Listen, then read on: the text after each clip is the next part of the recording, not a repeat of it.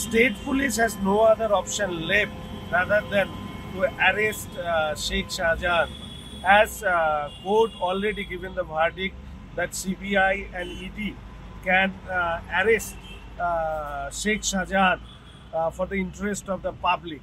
So to keep the Sheikh Shahjahan in their safe custody, the state police already arrested him, and we hope that the truth of Sandeshkhali will come out through different kind of agency as well as the court intervention.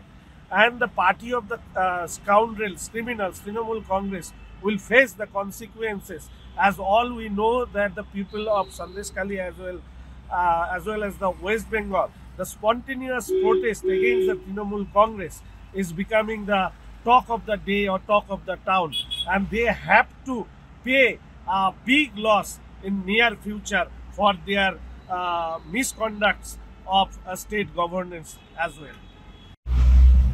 Sheikh শাহজাহানের গ্রেপ্তার এটা নিশ্চিতভাবে হওয়ার কথা ছিল। আজ নয় কাল এই গ্রেপ্তার রাজ্যের পুলিশকে করতে হতো।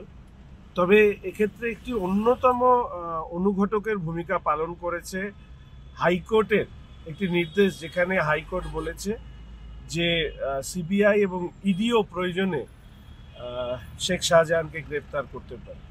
রাজ্যের সরকার তথা তৃণমূল কংগ্রেস দল এতে প্রমাদ গুনেছে। তারা মনে করেছে যে রাজ্য পুলিশের হাতে শেখ শাহজাহানকে রেখে দিতে পারলে তাদের অপরাধ অন্তত লঘু করা যেতে পারে। ফলে তড়িঘড়ি যে শেখ শাহজাহানকে তারা বিশেষ করে তৃণমূল কংগ্রেস এবং পুলিশ নিজেদের হেফাজতে রেখে লুকিয়ে রেখেছিল, তাকে সর্বসমক্ষে আনা হয়েছে। আমরা আশা রাখি যে রাজ্য পুলিশ বা তৃণমূল কংগ্রেস দল হিসাবে, রাজ্যের সরকার হিসাবে শেখ শাহজাহানকে যতটাই তারা সুরক্ষা দেওয়ার ব্যবস্থা করুক না কেন, শেখ শাহজাহানের এই গ্রেপ্তারির পর আরও বিভিন্ন বিষয় সামনে আসবে। বিচার ব্যবস্থা রয়েছে, ফলে শেখ শাহজাহানকে লুকিয়ে রেখে পুলিশ হেফাজতে রেখে তারা যে পদ্ধতিতে এই সন্দেশখালীর অপরাধ ঢাকা দিতে চেয়েছিলেন তা সেটা সম্ভব হবে না বলে আমরা মনে করি এবং বিশ্বাস রাখি এই অপরাধের মুখ উন্মোচিত হবে।